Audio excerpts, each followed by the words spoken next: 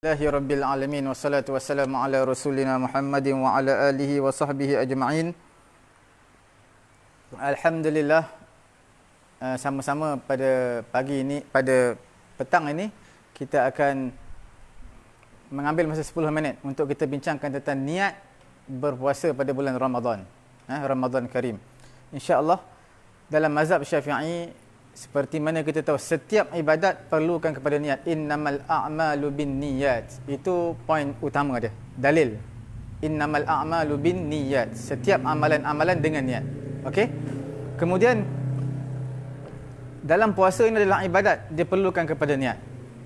Cuma perbezaan je, niat puasa ini pada setiap malam dalam mazhab Syafi'i.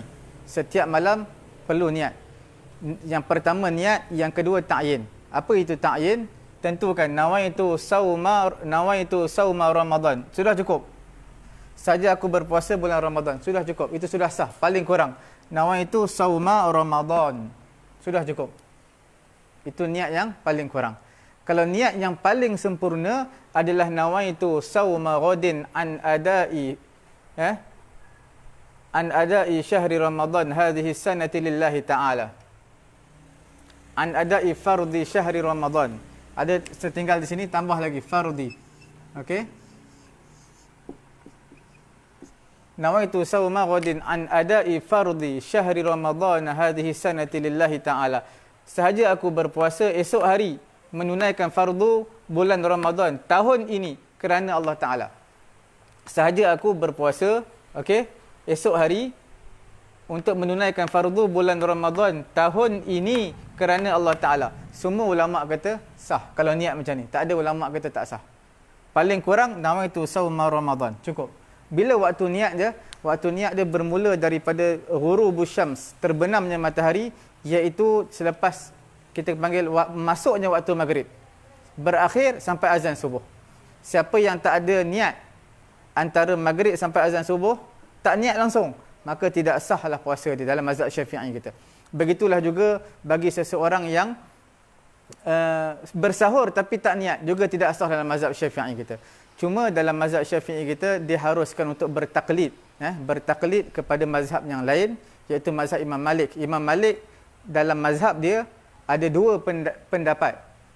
Niat setiap malam ataupun tak niat setiap malam, tetapi cukup niat malam yang pertama. Okey?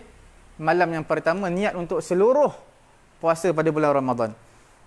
Sebab itu dalam mazhab Malik cukup kita niat nawaitu sauma Ramadan kullihi lillahi ta'ala. Saja aku puasa bulan Ramadan keseluruhannya, keseluruhan bulan Ramadan kerana Allah Ta'ala. Cukup. Setakat itu kita niat. Yang pentingnya niat. Niat itu adalah fardu. Yang lafaz-lafaz ini sunat. Tak perlu lafaz pun tak apa kerana lafaz ni sunat. Yang wajibnya adalah niat.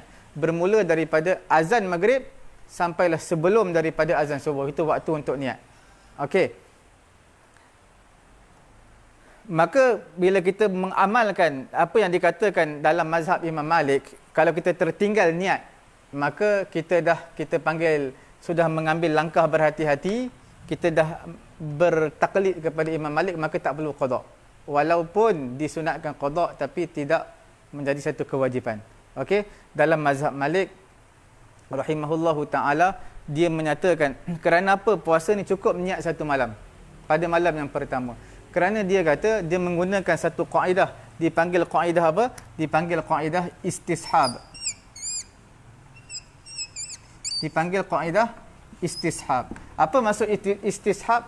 Maksudnya ikut yang sebelum ni. Malam pertama dah niat puasa, malam kedua, ketiga, keempat tak perlu niat lagi dah. Seperti malam pertama.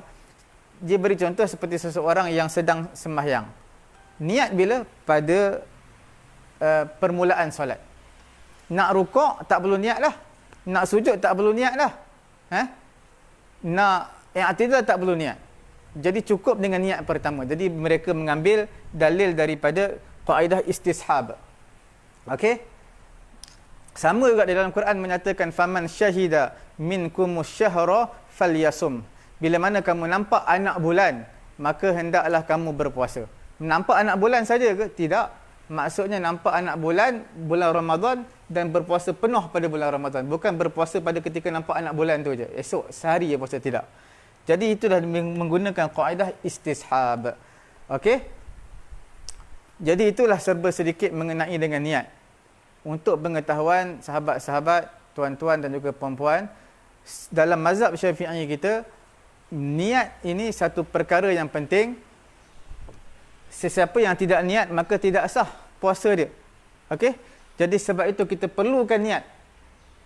Nabi kata apa? Nabi SAW dalam riwayat Imam An-Nasa'i, riwayat daripada Sayyidatina Hafsah radhiyallahu taala anha, dia kata man lam yubayyit as-siyama fala siyamalah.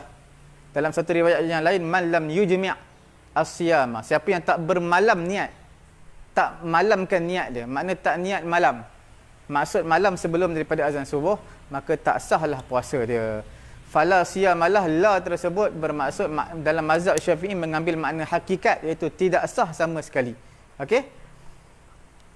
Konsep yang mudah dalam mazhab Syafi'i kita adalah setiap puasa fardu, tak kira puasa qada, puasa Ramadan, puasa nazar dan sebagainya, hendaklah dimalamkan niat tadi. Makna niat hendaklah bermula daripada malam. Tak boleh sebelum daripada azan maghrib. Lepas azan maghrib hari ini, terus kita niat untuk puasa esok mengikut mazhab Malik, kemudian niatlah ikut mazhab Syafi'i kita lah. Okey? Itu serba sedikit mengenai dengan niat. Mudah-mudahan Allah Subhanahu Wa Taala memberi kefahaman kepada kita untuk kita amalkan apa yang dia beritahu tadi. Okey? Yang paling penting adalah nawaitu, niat. Nawaitu. Kita niat dalam hati, tak boleh sebut pun tak apa. Kemudian ta'yinkan. Mana ta'yin? Saum Ramadan, puasa Ramadan cukup. Fardu tak boleh sebut, tak apa, tak berbeza dengan solat. Solat wajib sebut fardu zuhur, fardu asar, fardu maghrib, okey? Jadi untuk puasa tak boleh sebut, ini paling kurang. Nawaitu saum Ramadan, paling kurang. Tapi untuk malam pertama saja, maka kita boleh niat nawaitu saum Ramadan kullihi lillahi ta'ala. Saja aku berpuasa pada bulan Ramadan keseluruhannya kerana Allah Ta'ala. Okey, dalam mazhab Hanafi, kalau tak pada hari yang pertama puasa, kalau terlupa niat malam tadi, maka boleh niat qabla zawal, sebelum daripada azan zuhur dalam mazhab Hanafi. Jadi kalau kita terlupa niat malam ni, maka esok pagi niat, maka kita bertaklid kepada mazhab Hanafi. Mudah-mudahan Allah Subhanahu Wa Taala memberi kefahaman kepada kita kepada tazkirah yang ringkas ini, insya-Allah.